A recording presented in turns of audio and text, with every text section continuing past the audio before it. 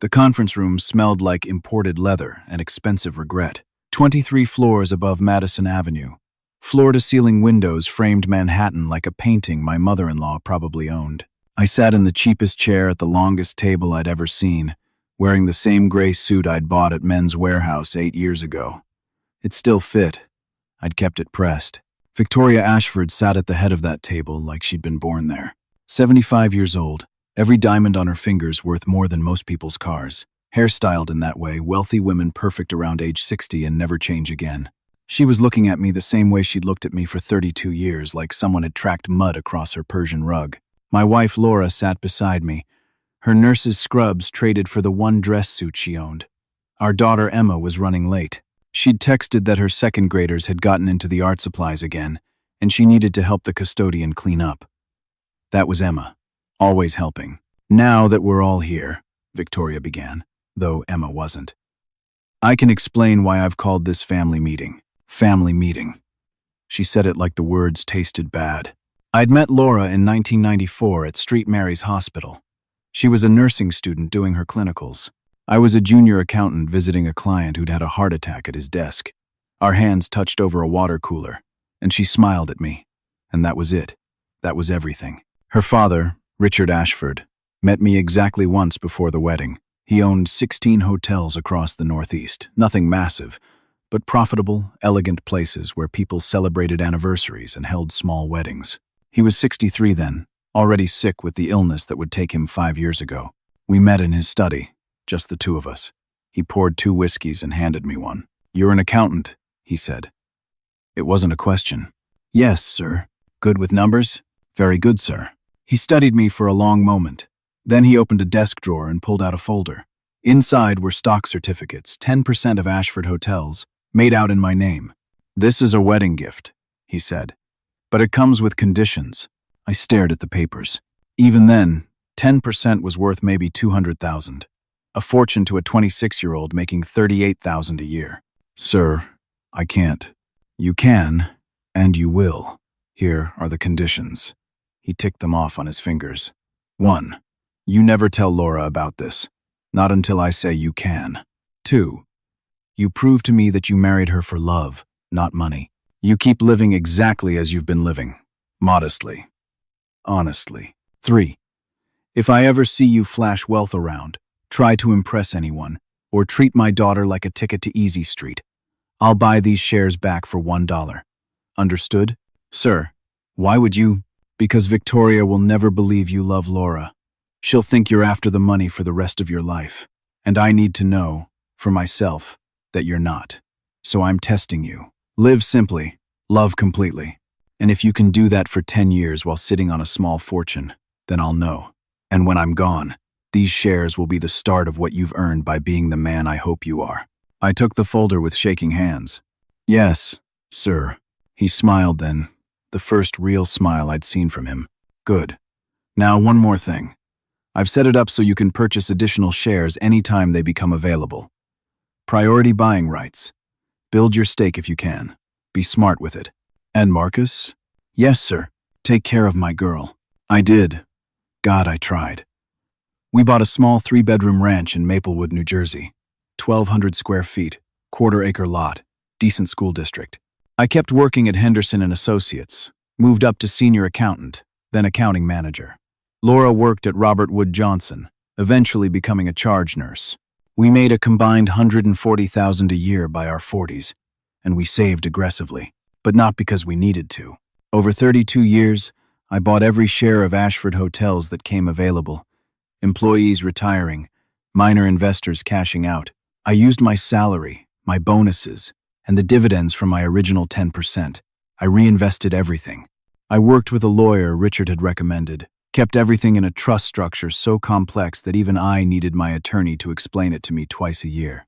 By the time Richard died 6 months ago, I owned 35% of Ashford Hotels. Victoria owned 40%. Various other shareholders owned the rest. The company was now worth $890 million. My stake was worth $312 million. I drove a 2018 Honda Accord. We took vacations to Rehoboth Beach and rented the same condo every year for $1,200 a week. I bought my clothes at Marshall's. Laura clipped coupons. And we were happy. Emma arrived then, bursting through the conference room door with paint on her sleeve and her phone in her hand, apologizing. Sorry. Jackson decided to see if he could paint the ceiling. And Mom? She hugged Laura, then came around to hug me.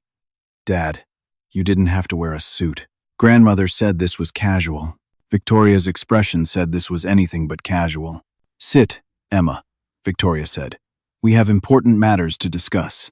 Emma sat, confused. She was 27, made $42,000 teaching second grade, and drove the same Toyota Corolla she'd bought used when she graduated college. She'd inherited her mother's kindness and, unfortunately, her grandmother's cheekbones, which meant Victoria couldn't completely write her off, though she'd tried. As you all know, Victoria began, Richard passed 6 months ago. It's been difficult. She paused for the appropriate moment of grief, though I'd seen her cry exactly once, at the funeral, for precisely 4 minutes. I've spent this time evaluating the business. I'm 75. I have no sons. Emma teaches. She said it like Emma had chosen to be a street mime. And I've decided it's time to sell Ashford Hotels. Laura's hand found mine under the table. Sell? Laura said. Mom, Daddy built that business. Your father built a small regional chain. I've grown it into a respected brand. And the Meridian Group has made an extraordinary offer. $940 million. Cash. Emma gasped. Even Laura looked stunned. I'd known this was coming. Victoria's advisor, James Thornton, had been making calls for 3 months. I'd heard through my lawyer. Of course, Victoria continued, this requires shareholder approval. 75% of voting shares. I control 40%. James controls 20% through his investment partnership. The remaining 40% is scattered among small investors and... She looked at me for the first time all meeting. Your father left some shares to Marcus. A small amount, I'm sure. Richard had a sentimental streak toward the end. She smiled. It wasn't kind. Marcus, I'd like to purchase your shares.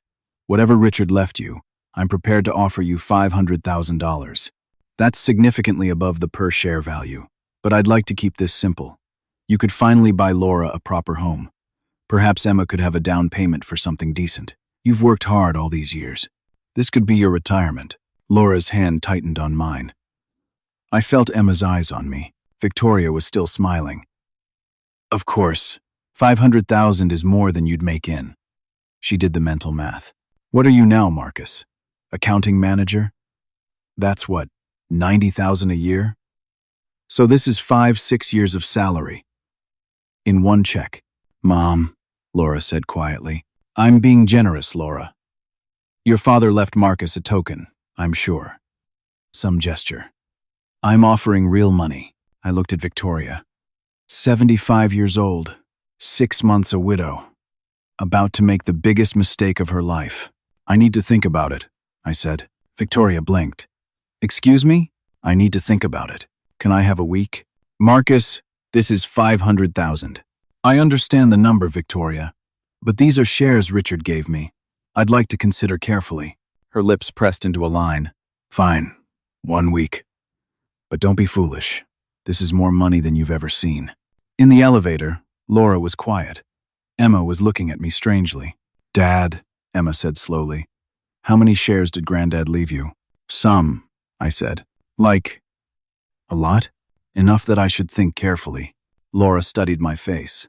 32 years of marriage, and she knew when I was holding something back. Marcus, she said, what's going on? I'll explain at home, I said. I promise. That week was the longest of my life. I told Laura everything. Showed her the original folder from Richard, the trust documents, the purchase records, 32 years of secrets laid out on our kitchen table. She cried. Not because of the money, but because I'd kept it from her. You didn't trust me, she said. I did. I do. But your father asked me not to tell you. And he was testing me, Laura. Testing whether I'd change, whether we'd change. And did we? I gestured around our kitchen. The 20-year-old appliances, the countertops we'd been meaning to replace, the table we'd bought at a yard sale in 1997. Did we? She laughed then, crying and laughing at the same time. You're telling me we've been clipping coupons while sitting on $300 million? $312 million, technically. Oh, well, technically. She shook her head. Marcus, we could have helped Emma with college. I've been working double shifts. Emma's college was paid for.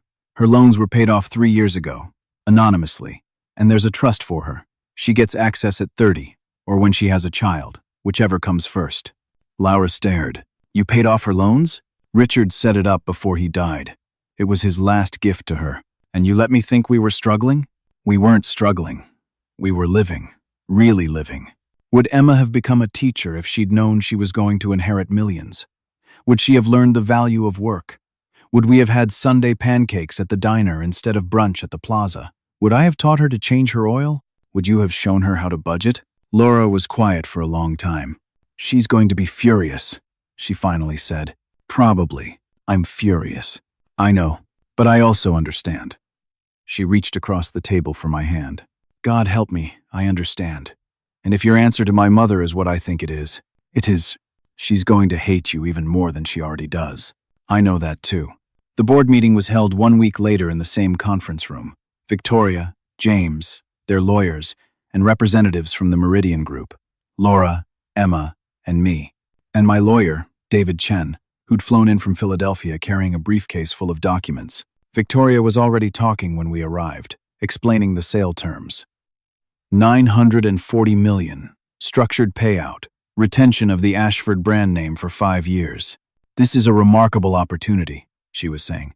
James and I have the 60% needed for approval. We simply need the other 40% of shareholders to agree to the per-share price. And, actually, David said, standing, there's been a miscalculation. Victoria looked at him the way she might look at something stuck to her shoe. I'm sorry, who are you? David Chen, counsel for Marcus Thompson. And you don't have 60%. Of course we do. I have 40, James has 20. James has 20%. You have 40%. But you need 75% of all voting shares for this sale. And Mr. Thompson holds 35%. The room went silent. Victoria laughed. Don't be absurd. Marcus has a token amount Richard left him. A few shares. David opened his briefcase and pulled out documents. Mr. Thompson holds 35% of Ashford Hotels. This includes 10% granted by Richard Ashford in 1994 and 25% purchased over the subsequent 32 years through priority buying rights, also granted by Mr. Ashford. He slid the documents across the table. Victoria's lawyer grabbed them, started reading, and went pale. Victoria's lawyer looked up. These are legitimate, filed with the SEC, time-stamped, notarized. Victoria was staring at the papers like they might catch fire. 35%, she whispered. Yes, I said. It was the first word I'd spoken. She looked at me, really looked at me. Maybe for the first time in 32 years. Richard gave you. He gave me a chance to prove I loved your daughter. And then he gave me the means to protect her and Emma if anything ever happened to him. He was a good man, Victoria. A better man than you ever gave him credit for. This is impossible. You're an accountant. You drive a Honda. You live in a 1,200 square foot. Because that's what happiness looks like, I said. Not this, I gestured to the conference room. Not proving something to people who'll never respect you anyway. Laura and I raised our daughter in a home where she learned to work hard, value people over things, and measure success by what she gives, not what she has. Your granddaughter teaches children to read. She makes $42,000 a year, and she's happier than anyone in this room has ever been. Emma was crying. Laura was holding her hand. So here's my answer, Victoria. No. I vote no on the sale. You can't. I can. Without my 35%, you only have 60%. You need 75. The sale is dead. I'll buy your shares. Name your price. They're not for sale. Everything is for sale, Marcus. Not this. Not what Richard gave me. Not his trust. Not his legacy. Victoria stood, shaking. You're doing this out of spite. No. I'm doing this because Richard built something worth keeping. Because his name should mean something. Because Emma might have children someday. And they should know that their great-grandfather built something that mattered more than a $900 million payout. James was gathering his papers. The Meridian Group representatives were already standing. Mrs. Ashford, one of them said quietly, without the necessary votes, we'll have to withdraw our offer. Victoria didn't respond. She was still staring at me. 35%, she said again. $312 million. Give or take. And you live in that house. Drive that car. Yes. Why? It was the first honest question she'd ever asked me. Because happiness isn't in the bank account, Victoria. It's in the Sunday morning pancakes, the school plays, the 20-minute drive to work where I listen to audiobooks from the library. It's in Laura's laugh and Emma's paint-stained sleeves, and the fact that we don't need to prove anything to anyone. Richard understood that. He was testing whether I'd understand it too, and I did. You could have told Laura. I should have. She's right about that. But the principle stands. We raised our daughter to value character. And she does. Look at her. We all looked at Emma. Paint on her sleeve, tears on her face, confusion and pride and anger all mixed together. You paid off my loans, Emma said quietly. Your grandfather set it up. And there's a trust? Yes. How much? Enough that you'll never have to worry. But not so much that you'll stop teaching if you love teaching. And you weren't going to tell me. Not until you were 30. Or had a child. Whichever came first. She was quiet. Then, that's really manipulative, Dad. Yes. And kind of brilliant. Also yes. And I'm furious with you. I know, but I also get it. She wiped her eyes. Jackson asked me yesterday why I'm a teacher when teachers don't make a lot of money. I told him that money isn't how we measure what matters. And I believed it. Because you taught me that. Laura squeezed my hand so hard it hurt. Victoria was still standing. She suddenly looked all 75 of her years. Richard really gave you priority buying rights? Yes. He knew. He planned this. He planned for Emma and Laura to be protected. That's what he planned. She sat down slowly. I loved him, you know. Everyone thought I was cold, but I loved him. I know, I said. And I did. I'd seen it, occasionally, in unguarded moments. He never thought I was good enough, not smart enough, not warm enough. He thought you were strong. He admired that. But he trusted you more than me. He trusted me to do one thing. That's all. Love your daughter and take care of our family. That's not strength, Victoria. That's just showing up. She was quiet for a long time. Then she looked at her lawyer. What happens now? The company continues operating. You remain CEO if you wish. Mr. Thompson's shares give him a board seat if he wants it. Victoria looked at me. Do you want a board seat? Do you want to keep running the hotels? It's all I have left of Richard. Then keep running them. Run them well. Make them something Emma can be proud of. And when you're ready to retire, we'll talk about succession. Really talk. As partners. Because that's what Richard wanted. Not a sale. A legacy. And if I can't do that, work with you, then you'll have to learn. Because your 40% and my 35% means we need each other. Richard set it up that way on purpose. He was a smart man. Victoria almost smiled. Almost. He was. Smarter than both of us. Definitely smarter than me, I agreed.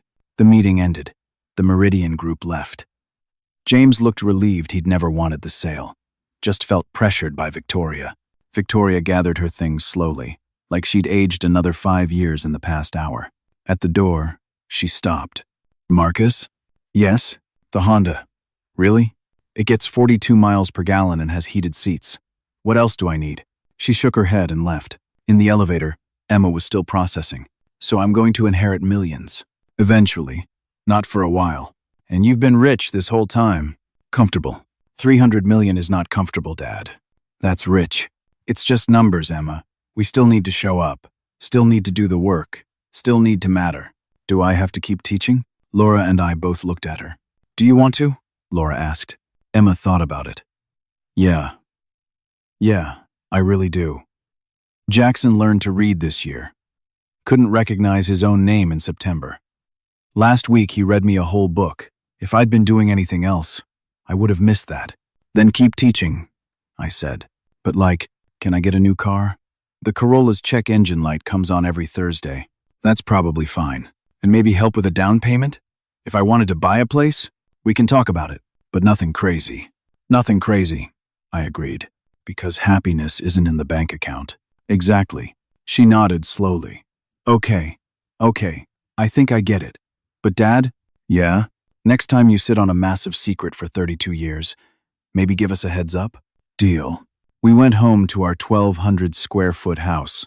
Laura made spaghetti, the cheap pasta, not even the good imported kind, because we'd bought it last week and we don't waste food. Emma stayed for dinner, still asking questions, still processing. Later, after Emma left and Laura was getting ready for her shift, she decided to keep working, at least for now, because her patients needed her. I stood in our backyard and looked at the quarter-acre that had been our world for 32 years. The swing set we'd built when Emma was 4. The garden where Laura grew tomatoes every summer. The fence I repainted every 3 years. The tree we'd planted on our 10th anniversary. $312 million in the bank, and this was still the richest I'd ever been. Richard Ashford had known what he was doing when he set that test. He'd known that the money would reveal us, one way or another.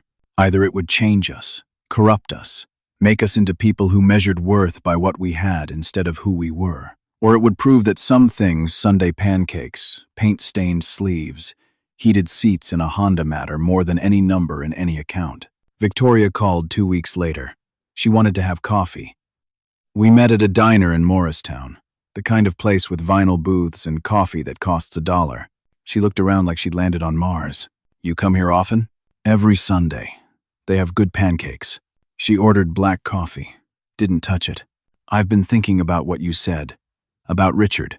About the legacy. Okay. I want to propose something. A partnership. Real partnership. You take an active role in the hotels. Help me update the management. Bring in some of your accounting expertise. We could expand, carefully. Richard always wanted to open a place in Charleston. I have a job. I'll pay you more. That's not why I work. She smiled, just a little. I'm starting to understand that. So here's what I'm proposing. Consult, 10 hours a week. Help me make Ashford Hotels something Emma would want to run someday, if she ever wants to. And if she doesn't, then we build it into something we're proud of anyway. Something Richard would be proud of. I thought about it. 10 hours a week. No more. Deal. We shook hands. Her grip was surprisingly strong. Marcus? Yes? Thank you. For stopping the sale. I would have regretted it. I know. Richard would have liked you. He did. That's why he gave me the shares. No. She met my eyes. He would have liked you even more now. After you said no to $940 million. That took courage. It took 32 years of practice. She almost laughed. Almost. The Honda, though. Really? I could get you a deal on a Mercedes. I'm good. She shook her head and left. I finished my coffee $1, refills free, and drove home in my 8-year-old Honda Accord. 42 miles per gallon. Heated seats. A weird rattle that the mechanic couldn't quite figure out but said wasn't serious. $312 million in the bank. And still the happiest man I knew. Because Richard had taught me something Victoria was only now learning. Wealth isn't what you have. It's what you don't need. And I didn't need the mansion or the Mercedes or the proof that I'd made it. I just needed Sunday pancakes, paint-stained sleeves, heated seats in a Honda, and Laura's hand in mine, 32 years later, still fitting perfectly. That was the test. That was always the test. And I'd passed.